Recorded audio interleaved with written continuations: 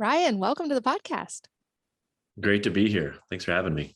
I am excited to chat about cold because this is something I've been getting a lot more into this past year. But before we jump into that, I have a note in my show notes that you broke your back running with bulls, and I have got to hear this story. Yes. So after my early 20s, I moved to Spain and lived in Madrid. And it wasn't in Pamplona running with the standard festival that's up there with running with the bulls. It's an event called a capella, and it's very traditional in Spain. What it is basically you rent out a bull rink and I had no clue of this. These were all my Spanish friends. My language wasn't great. I kind of just showed up to this event, and it was a bull rink in outside of Madrid on a farm. And basically what it is you're out in this rink and you run with bulls, and they kind of move around, and a lot of the Spanish people were much more eloquent with how they moved with them and knew how to kind of dance with them. And when I say dance, it just seemed like move, and I was not. And so I was one that young 20s wanted to show off a little and was out with the bulls, and let's just say the bulls won and knocked me down, and awesome experience out there. But yeah, it was one that came back later. I didn't even know I broke it. I couldn't really walk the next few days. And then I came back to the States and I had a chiropractor appointment, did some x-rays, and chiropractor was like, Ryan, did you know you have a slight fracture in your back? And I was like, I knew exactly from where it was about 4 months earlier. So that's my bull experience. Wow, that is quite the story, and glad you're recovered now. I'm guessing maybe part of that recovery, or maybe not, was potentially cold therapy, which is what I want to really go deep with you on today. So to start broad, I'd love to hear how you got into the world of cold therapy. I got into it I first learned of it in 2016, or actually 2015, when the Wim Hof documentary came out on Vice. And I remember seeing that. I had no clue who Wim was. Cold water wasn't really outside of sports, and you kind of suffer through it, getting an ice bath for your injury or that was the only thing I knew about it, even breath work to the extent.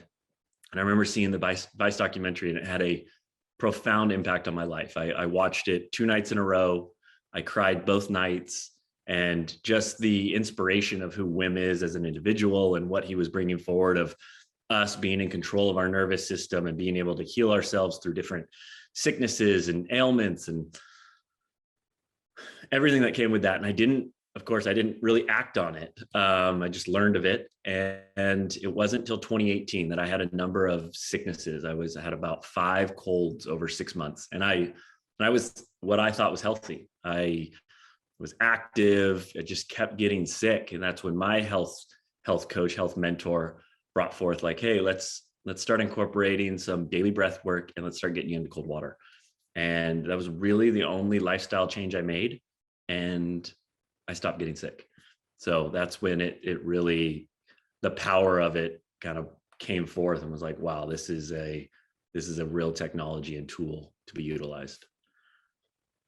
So if you can give us an overview of maybe some of the benefits of cold therapy, because a lot of our listeners are women, and I will admit I was like this as well for a long time. I would hear about cold therapy and I would read about the benefits, and I would be like, no, I'm not doing that. I'll do sauna, I'll do exercise. I do not want to get cold.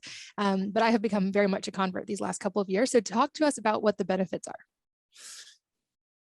It's something that we're still figuring out. It's one, I could speak for myself with the benefits of, why I do it. It is the mental resiliency. It's the consistency of doing something hard daily. And I really think there's some power in the consistency of it and rewriting like neural pathways in there. So getting into the cold, the big thing that we're doing is we're stressing our bodies out. It's an intentional stress. There's environmental stressors that we have all the time daily.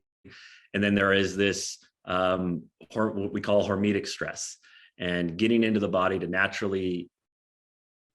bring on adrenaline into our body. And then from there, it's us controlling our breath in this hyper stressful state. In a sympathetic fight or flight state, we get to override the system and actually breathe. So it's going to it has massive impacts on our nervous system. So great for just building a more robust nervous system or immune system, and our nervous system. Naturally our Our breath throughout the day gets really shallow. We get stressed out all the time, where the plunge is just an exercise to really build that muscle within our body. So autonomic nervous system, which is, the nervous system and the immune system, great for blood flow. Getting in there, you're going to get better blood flow into the vital organs. It's shown impact for metabolism, increasing metabolism in the body, cutting down on inflammation. Those are some of the main ones that are there. And then, there's still studies that are coming out of other things that are happening. The big thing for me is I just hear so many different people with different benefits that they're experiencing.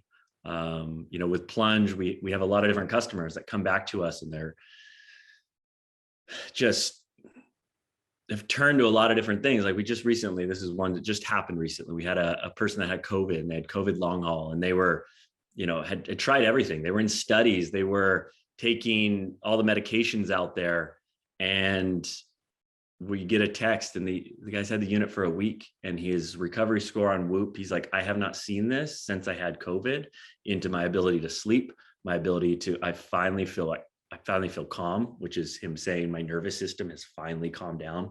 So that was just a personal testimony that just happened recently, but it's a pretty wide spectrum of benefits. Yeah, I definitely have felt that myself on the amazing energy and hormones that seem to kick in after cold. Like, admittedly, for me, still that first little bit, 30 seconds in cold is not the most fun, but you feel so amazing when you get out. And I used to say, like, I'm much better now. I used to say I wasn't good at meditation. And the beauty of cold is you get in cold water and all of a sudden you can meditate, because you can do nothing but focus on your breath. You're not making a to-do list. You're not worried about what's for dinner. You're not, like, all the stress goes away and you're like, and breathing. I'm just breathing. I also recently talked to a guy who used to play football and had a lot of TBIs. And he said cold is the only thing that helps his brain, like, relieve that pressure and kind of like increase his focus. And I think there definitely seems to be like a neurotransmitter connection there. Are there I any different? haven't heard that one. Yeah, he was The just, concussion. That's incredible. yeah, it was just anecdotal for him, but he said it's now, I think he does 20 minutes a day, just purely for the mental side. And I've read some data that there are kind of separate benefits if you do cold by itself, and also like contrast therapy, combining heat and cold, also has a lot of benefits, but kind of like they're different camps almost. Can you explain? I know a lot of people like to do sauna cold, just compare and contrast using them in different ways like that. Yeah, it's the contrast is, so first, like, for cold, one of the main mechanisms, if you're just doing cold, is a lot of people do it, are really attracted to it right now for metabolism increase. And so the cold is really phenomenal to get in and stay cold. And it's the body kind of adapting strictly to the cold. So if you're going to be heating back up after, that might not be the best route for metabolism. But for contrast, I find it to just be, on a personal side, it's like it's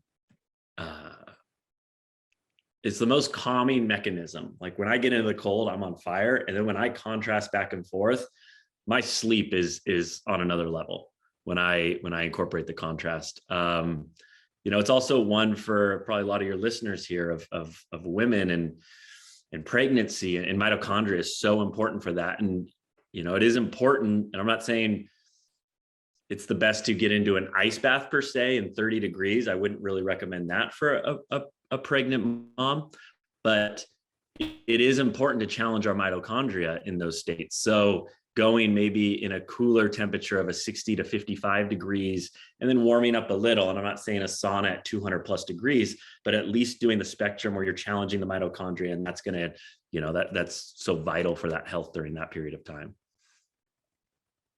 Yeah, I'd love to understand a little bit more about the metabolism benefits, because I've definitely seen this and I know a lot of people are using it for that specifically. And I've definitely firsthand witnessed the sleep side as well. It's not, it takes an act of the will for me every single time, but I know if I get in the cold or even just 3 or 4 minutes, about 20, 30 minutes before bedtime, my deep sleep score is amazing the next day. So I'd love to understand, like, what is the mechanism that's happening with metabolism benefits and then also sleep? Andrew Huberman has a lot on this right now. He did the deep dive onto metabolism. And his big thing is taking us to, it's, you really want to take yourself to a shiver, and that shiver response is some sort of trigger into the body to on the metabolism side. And there's the discussion of brown fat versus white fat, and what those does to the body, and getting that cold response has been shown to turn white fat, which is kind of our, as we age, it's a less energy source than brown fat, but cold water therapy, increased metabolism can turn our white fat to brown fat. And that's something that, like, all of us as babies, that was what we had. We have brown fat that's like natural in our body. And then as we age, biologically, that's a lot of our fat turns white fat. So getting into the cold is a great response to kind of browning, for lack of a better term, our white fat to brown fat. And then a metabolism side, it's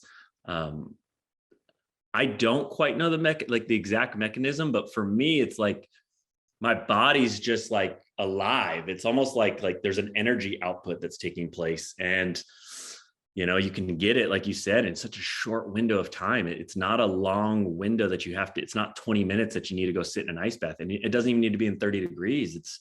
It's 2 to 4 minutes, and even 55 degrees, and you're gonna start getting that response in the body. So let's talk about those two variables, because I know I've seen a lot of debate, and there does seem to be a trend right now, at least on social media, of like, go colder, go longer. And I do have to think, like, eventually there's a diminishing return. And at some point, it's actually not going to be great for the body to push it too far. But what have you seen as far as data on what is the temperature range you need to hit to start to get the benefits, and how long? Because I've read, for instance, some data that even in the low 50s, you're getting that tangible benefit, you're hitting shiver response, and that maybe there's no need to push it into the 30s to actually get those benefits. Absolutely. I actually encourage anyone that, any of our people that get a plunge, or anyone I'm talking to, I'm like, start in that 55 to 60 degree range. And what the biggest thing for me is finding consistency. I liken cold therapy to working out. We get the benefits from working out by being consistent, and getting in at 39 degrees for 20 minutes your first time, it's probably not the best mechanism in. You don't want to go do a CrossFit workout, your first workout back in 6 months, and break your body down and not be able to get back into the water. So there is, on Wim Hof's site, they talk about this 60 degrees or less. They've shown benefits for this. And it's really, this is kind of the magic of it, is it's listening to your body. Like, all of our bodies are different. And that is the beautiful part of cold plunging to me, is you have to kind of build a relationship with yourself in the water, in the cold, being able to listen to, where am I at my threshold? Where is healthy for me? Where isn't healthy for me? And yeah, so to your point, I think it's finding consistency and finding a temperature that you can get in. Start for 2 minutes, maybe, or don't even do minutes, do breaths. Let's go like 20 to 30 controlled breaths. How long can you do that for? Your body will naturally tell you, hey, let's start lowering this temperature. Like you said, there's diminishing returns. It's like a workout. You've done this weight now for 3 months. You might want to start pushing it, or try a different workout, get your muscles feeling a different workout. It's the same thing of what we're doing to our nervous system. We're working it out, and we need to play around with the times and the intervals of how we're doing it.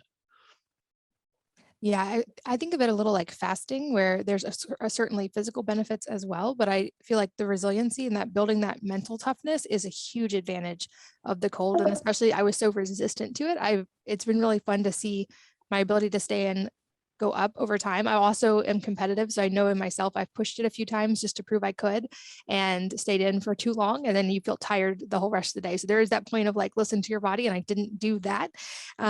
Is there any guidelines also about how far into the water to go? Because I know, for instance, like if I go full thyroid in, it's a totally different level than if I'm just like, waist deep or chest deep in the water. Great question. Yes, it like you said, it totally matters into where you're at in the body. I think from a optimal plunge standpoint, it's trying to get all the way down, shoulders under, up to your neck, in the rest of the body in. Your hands and your feet are always like a very intense point. So for myself, my my feet are under and I can do it. My hands, I usually hold out and then I'm bringing them in I kind of fluctuate between every 15 seconds and I just try and take them to its limit and then I bring them out. It's where the most nerve endings are in our body. So they're going to be the most intense part in the body. And I encourage, like, my girlfriend, she plunges all the time and sometimes it's just getting into her, below her chest. And it's like finding the place that you can get in and do it. So if it's just so intense that the shoulders aren't going to or you're not going to get in because that's too intense, just get the body and get the legs in, do that, get your 15 breaths in. But yeah, I think from an optimal standpoint, it's getting that neck in and then trying to submerge as much as the body as possible. Yeah, and it is less fun to get shoulders in, but I feel like you do adapt quickly. And I heard even Tim Ferriss 10 years ago talk about this, that there's a special benefit to cooling kind of the brainstem back the neck area for the metabolism side and for burning fat and for that brown fat creation. There seems to be a signaling mechanism connected to the hypothalamus, they think. Because he even recommended, you can put an ice pack on the back of your neck and get some of the effects because of that. So I feel like that's a high value point to get in the water, even though it's not fun. And I don't know if it's actually recommended, but one thing I found, to your point, is that my hands and feet do get cold first. And so I'll often keep my hands out, like almost like praying in front of my face, but I'll put on my scuba boots. And so I can stay so much longer if my feet aren't like pins and needle burning. And my thought, hopefully, is that I'm able to keep the rest of my body in longer, hopefully create more brown fat. And I know from like past medical training is like hands and feet are the optimal to cool down if someone has heat stroke, for instance, because they so effectively cool the body. And so, but they also don't have a lot of fat typically. So there's kind of minimal benefit to getting your hands and feet extra cold. So at least that's one of my hacks that I do. I don't know if it's recommended, but I find it can I think stay it's so great. much longer. No, that I've heard that from other people, and that's super intuitive on your part to listen to your body and figure out that's part of the game, is figuring out the part that you can withstand longer in there. Yeah. And especially when I used to have thyroid issues, I found like those would really like hurt because I was already kind of like cold anyway. But the cool part was getting used to the cold. I felt like my body temperature actually went up over time and I kind of adapted to it. And actually like my basal body temperature went up. So even though it seems like if you're already cold, you don't want to get cold, I feel like it can have that amazing rebound effect, which probably is going back to those metabolic benefits. Also feels like it's important anytime we're talking about anything to make sure we cover benefits and also potential risk. So are there any risk or downsides to cold therapy or things people need to be aware of before they jump into a cold practice? Yeah, heart issues, it is a stressor on the body.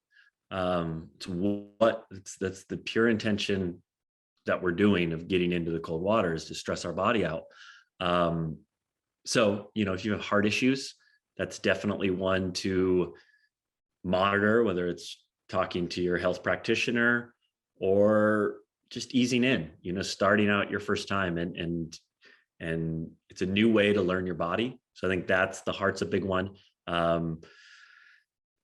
Like I've talked about for earlier with pregnant mothers, I think finding, I'm not a doctor. It's not, obviously I haven't been pregnant. And so I don't quite know that, but it's talking to some others that have, it's finding, it's not going super extreme with it. So I think that's always the biggest thing is getting into it. Don't redline it your first time. And that's really for anyone, and finding that temperature that you can just kind of get in, take you to your edge, and build some consistency with that. And I know anytime we're talking about pregnancy or nursing, it's always, of course, a talk to your medical professional before trying anything kind of situation, of course. But I know when I was in Finland, we did sauna and cold plunge in very extreme conditions. And there were pregnant moms in both of those. And we're talking like 180-degree plus saunas and 28-degree moving cold water. So I definitely have seen people do it. Is there any data that you've seen? I know we also can't really do easy studies on pregnant women. But it makes sense to me that women would have encountered cold while pregnant. Like we don't just naturally get to live in a perfectly 70-degree environment just because we're pregnant. Are there any safety guidelines around that you know of? I haven't. I've definitely scoured the internet for different studies on it, and there's been some PubMed has some stuff on it. It's also one, like with me, I don't have experience with it, so I wade into that like much more cautiously into just encouraging people, like it's kind of a self-exploration thing. And then on the data standpoint, I don't have anything to really bring forward there. For a lot of our listeners, most people listening are moms. So another question I know we're going to get is, what about kids? And I'll say on a personal level, again, not medical advice, but I often will get in with one of my kids and we'll kind of compete to see who can stay longer. Fair warning, it's tougher when you have a moving child moving the water around as you stay colder. But what do you recommend when it comes to kids and guidelines? I know in the sauna, I've had experts on here say it's fine, but they need to listen to their body. So if they get hot, let them get out. Is it maybe the same with cold, or any guidelines there? It's exactly the same there. It's been interesting. Kids are so attracted to the cold. I'm sure, I don't know if you've seen that with your kids. It's just this curiosity with it.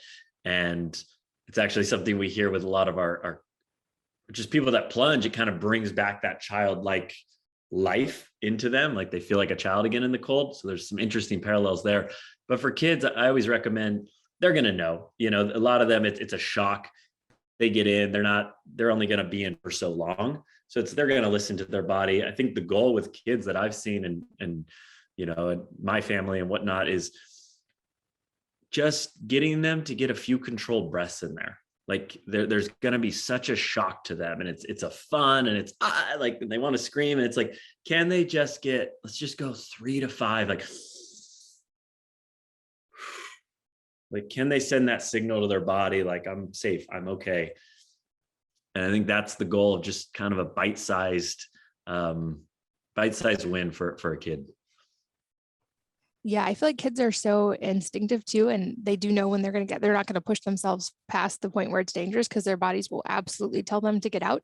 But it's fun to watch my kids, because especially the younger ones, their responses are so natural. They usually start laughing, which speaks to all the release of all the neurotransmitters and dopamine that's happening when you get in cold water. Totally.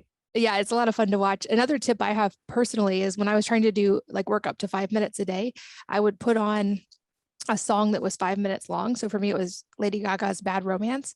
And then I always knew, like, there were benchmarks, like, oh, when she starts speaking French, I'm almost done, I can get out soon. But now it's funny, it's so Pavlovian that if I hear that on the radio, I start getting goosebumps. It's like a trained response these days.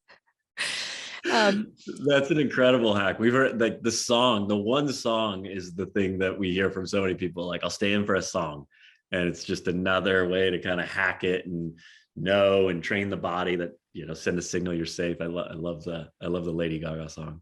What about as far as timing throughout the day and or timing in relation to working out? Because, for instance, I've heard that if you actually want a little bit of the inflammatory response after, for instance, a really strong weight training session. So you might not want to immediately blunt that with cold. I don't know if that's actually correct, but I've heard that tossed around. Is there any kind of optimal time, either objectively or in relation to other activities, when it comes to cold?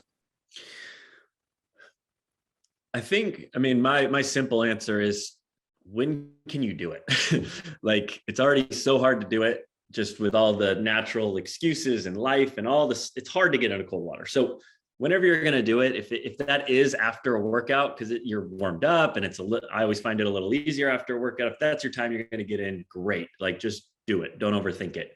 And to your point, yes, we do want that response post workout, and to kind of get right into the cold and suppress that inflammation impact that's taking place. Like that, it will have an impact on our workouts. But like, I was talking to Dr. Kelly Starrett about this. He's kind of a recovery expert. And his big thing is, he said, if I had a client, that they're a bodybuilder or some professional athlete, yes, I would recommend them probably not to get in the cold right after their workout. But most of us aren't that. Most of us are working out for health and wellness. And so the biggest thing is, like, how do I just feel good to go work out tomorrow? So if that means cold plunging, like, that might be more benefit for you than being concerned about getting the maximum gains from your workout. So my answer is, I think, yes, there is something there. And I don't think a lot of us are at a spot to really worry about that being the factor. Can you speak to the hormonal side a little bit? I know, like I said, I've seen data about cold plunge helping with hormones, but any specifics on what's actually going on there that we know about? I know, like you said, it's an early area of research, even though there's age-old evidence of this, but do we have any data on what is happening with our hormones when we get in cold? I mean, to actual the mechanism, I'm not the most articulate to say that. I think there are studies out there with, especially with anxiety and depression, into what's happening there, and I think we're getting a massive adrenaline shock, and then in that is being able to control our breath through that. So that's anxiety and all that. It's a natural, it's usually adrenaline in the brain, but in the body, we're getting adrenaline through our body, and we're being able to kind of override the system with our breath and controlling, lowering our heart rate. So there are some studies out there that show different sample sizes of anxiety, depression, and people having impacts from getting in the cold. And I think that's kind of the depth that I understand it. There's really good, yeah. It's a unique one online where there's probably a lot of other things under the surface that's happening that we don't even quite realize yet.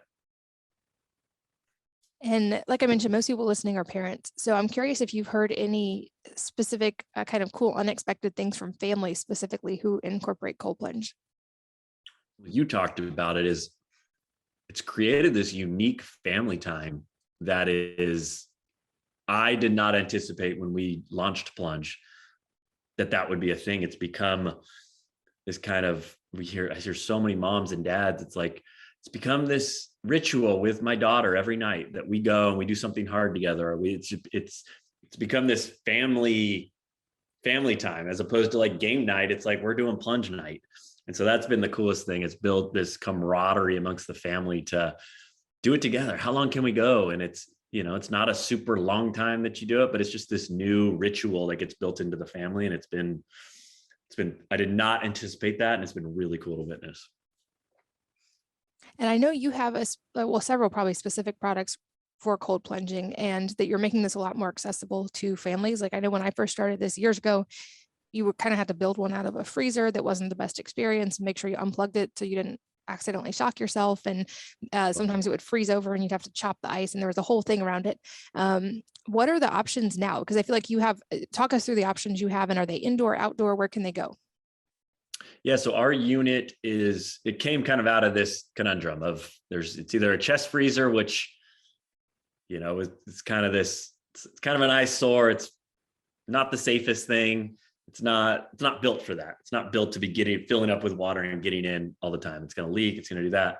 So my co-founder and I, we launched this out of there's got to be a way to make this more affordable than the few options that were on the market at the time. And we did come up with something that we thought was, it was both men and women really enjoyed it. It looks good. It's effective. It's clean. It's cold. It's on demand whenever you want it. So we have our standard model, and then we've developed a few other ones that we're going to be soon launching an XL unit, which is a much larger unit. And we have a unit that turns into a hot tub. So you can fluctuate it between hot and cold. That it's a cool feature for, we sell it, you can turn it into a hot tub, but it's mostly for our customers that are in really cold conditions, because these are indoor and outdoor units. So they can upregulate the temperature. So if you live in Montana during the winter, the concern is not, is my water going to get cold enough? It's, is my water going to freeze? Is the piping going to freeze? So and sometimes people don't want to be plunging in the 30s. They want to be plunging in the 50s. So how do I control my water? So that's our hot and cold unit. You can upregulate the temperature, put it to exactly where you want it. So we have our standard, our hot and cold, and then our coming soon, our XL unit. Awesome. And yeah, I feel like in the winter right now, I'm struggling more with, it's harder to get in the cold plunge when it's already 30 degrees outside, and so I've turned up the temperature now on ours in the 40s. So I'm not as cold. So when that's the magic though, is getting in that winter time where it's just the daily, you don't want to do it. And it's just having that on-demand option to be able to just like, okay, I'm going to do it. Yes. And it is, like I said, I don't feel like that first 10 seconds ever seems to get much easier, but the staying in gets easier. And the benefits, I do it for the the feeling as soon as I get out. It's almost like a complete state change, just like your skin is all tingly, your brain is just on. And that's what drives me to keep getting back in. I also feel like anything like cold plunge is one part of many, many things we can do for health. And I'm a huge fan. I'm curious for you, what some of the other things that are your non-negotiables when it comes to health, or maybe your own 80-20 of things that you feel like give you the biggest bang for your buck and when it comes to staying healthy. Mm. I mean, to me, it's simple. I mean, I have a list of supplements and products that I take that are always there. But it's getting sun on my body, getting my feet in the ground. Cold plunging has become that time, and breath work. Like those are the main core attributes of it. Another big thing, which is floating. I'm a big advocate of float tanks and float therapy. So it's kind of the opposite of plunging. Where plunging, you're bringing in this stressor to your body. Where getting in a float tank, you're getting the Epsom salt. We're all to some level deficient in magnesium. So getting into the tank, having that experience, and then it's really getting the external stimuli cut down on the body and getting in there for 60 minutes, whether it's a full meditative experience, which it's not always that experience, but it's just, that is a complete calm to the nervous system. So for anyone that is not familiar with what float tanks are, I'm sure a lot of your audience is, but float tank is a chamber you get into. It has about a foot of water and about 1,000 pounds of Epsom salt. And you go in usually with no music, no lights, and it feels like you're floating in outer space. The water's heated to skin temperature. It's about 93.5 degrees. So you don't really know where your body ends and the water begins. And you really just get to let go and surrender and have no gravity on your body, really release a lot of tension that's in the body, and then just have the mind, what's really taking place over that window. And it's kind of up for debate, the exact time period, but usually around that 45-minute mark, the prefrontal cortex and the exterior lobe start to separate. And when those are connected, it's when we have the chatter, the monkey mind. So when those start to separate, we get those moments of clarity, those moments of peace. So floating's a big advocate of that. Whether that's once a month, twice a month, however often you can get in, that's a huge, huge tool. Yeah, I've done some floating in the past as well. And it's amazing how it both seems like you're in there forever and also for like 2 minutes, like time kind of disappears once you kind of get relaxed in there. And it was a weird experience for me the first time, but then it was easier to like just get into that state change pretty quickly. And I think especially for moms, it can be an attractive biohack because it's totally quiet and peaceful and no one's asking you for anything. And you literally just get to be for a few minutes, which is a rare treat for a lot of moms, I think. I also love that you brought up sunlight because this is a recurring theme among high achievers on this podcast. And I think one that's often underestimated is just getting natural light a couple times throughout the day. From the data I've seen, has a really profound impact on hormones, like pretty drastic. And I've seen that in my own labs, especially getting in the sunlight or in the morning as soon as possible after waking up is a really important signaling mechanism for sleep and for your correct cortisol patterns. And I think that's one of those great things that's completely free that we can all do, and that seems to really compound the benefits of anything else we're adding in. 100%.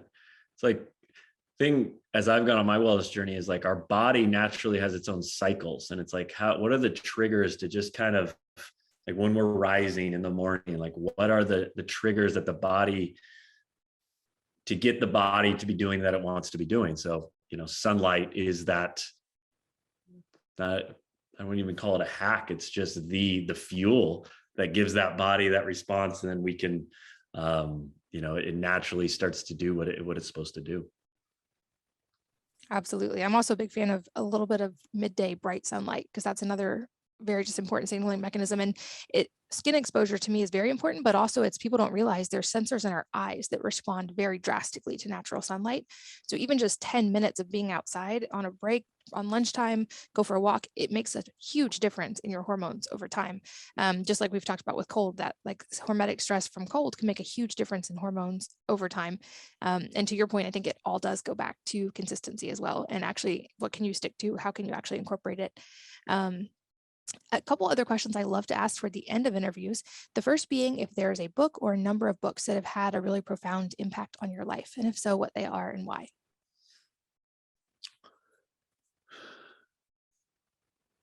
A book that's just been timeless for me and I keep coming, I've read it a number of times, and it's a book called Who Dies, and it's by Stephen Levine. Stephen Levine, this was written back in the 80s. Stephen Levine was a hospice caretaker, arguably had spent more time with people in their transition states than any human on the planet. And Ram Dass really encouraged him to bring this forward. And it's a great investigation into death. I think death is something that it's just something I encourage myself to explore more and more. It's something inevitable. It's happening around us all the time. So it's a beautiful book into death and looking at it from our own mortality to people dying around us. Or if we were a parent and our child dies, like, what is that? Like all the levels of death that take place. And I think it's a beautiful, safe space to kind of go in and investigate this inevitable thing that we all experience. That's a new one. I'll make sure that's linked in the show notes as well. And I love that idea. I've got actually the words memento mori on my wrist as a reminder, remember your death. And the irony being is when we remember that and actually kind of sort of meditate on it, it actually tends to make people less afraid of actually dying and more content in life. I love that you brought that up.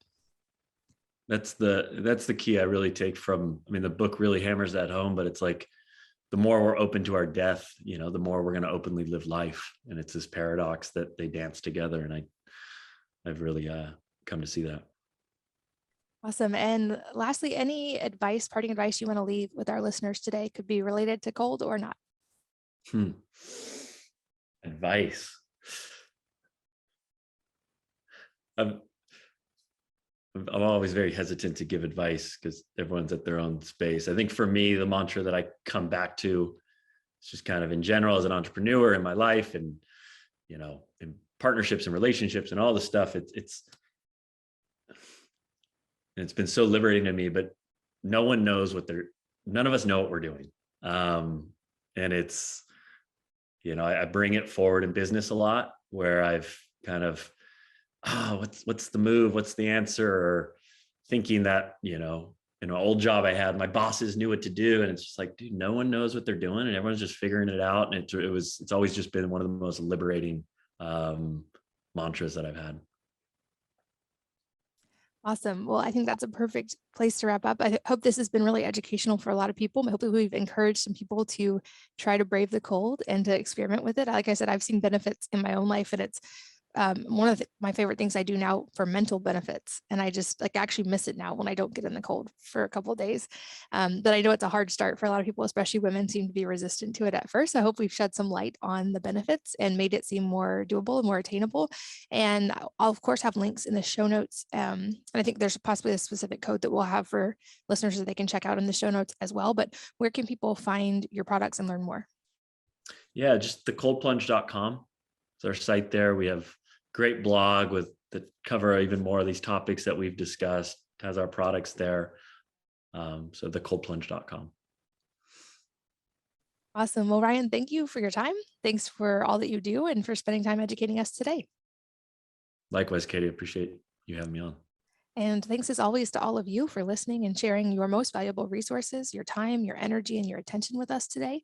We're both so grateful that you did. And I hope that you will join me again on the next episode of the Wellness Mama podcast.